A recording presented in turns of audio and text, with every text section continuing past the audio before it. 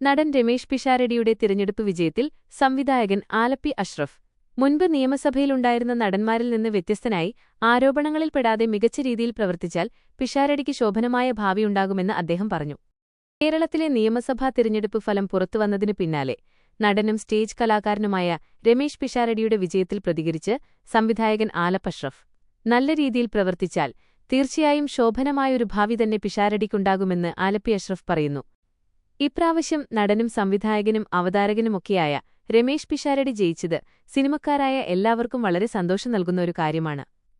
കഴിഞ്ഞ നിയമസഭയിൽ 2 നടന്മാരുണ്ടായിരുന്നു. മുകേഷും ഗണേഷ് കുമാറുമായിരുന്നു അത്. എന്നാൽ അവർ 2 പേരും ഇക്കുറിയില്ല. ഇവർ 2 പേരും സ്ത്രീവിഷയത്തിൽ ആരോപണങ്ങൾ കേട്ട് നാണം കെട്ടി നിൽക്കേണ്ടി വന്നവരാണ്. അത് സിനിമാ പ്രവർത്തകരെ സംബന്ധിച്ച് വലിയ നാണക്കേടുണ്ടാക്കിയിരുന്നു. മുകേഷിനെതിരെ കുടുംബത്തിനു പുറത്തുനിന്നും പരാതികൾ ഉയർന്നിരുന്നു. ഗണേഷിനെ സംബന്ധിച്ചാകട്ടെ സമ്പൂർണ്ണ പതനത്തിന് ഇടവരുത്തിയത് കുടുംബത്തിൽ നിന്ന് മാത്രമാണ്. പിഷാരടിയുടെ പേരിൽ ഇത്തരം ഏടാകൂടങ്ങളൊന്നും ഉണ്ടാവില്ല. കാരണം സിനിമയിൽ വന്നിട്ട് വർഷങ്ങളായെങ്കിലും അത്തരത്തിൽ ഒരു ആരോപണവും ഉണ്ടായിട്ടില്ല. സ്വഭാവത്തിലും പെരുമാറ്റത്തിലുമൊക്കെ വെച്ചടി മികവ് തെളിയിക്കുകയാണ് ഉണ്ടായത്. ഇതൊന്നും കൈമോശം വരുത്താതെ കിട്ടിയ ഭാഗ്യത്തിൽ നല്ല രീതിയിൽ പ്രവർത്തിച്ചാൽ തീർച്ചയായും ശോഭനമായ ഒരു ഭാവി തന്നെ പിഷാരടിക്കുണ്ടാവും. സിനിമയും അഭിനയവും മറ്റു കാര്യങ്ങളുമൊക്കെ മാറ്റിവെച്ച് നല്ലൊരു ജനസേവകനാവും എന്ന് ജനങ്ങൾക്ക് കൊടുത്ത വാക്ക് പിഷാരടി പാലിക്കുമെന്ന് ഉറപ്പാണ്.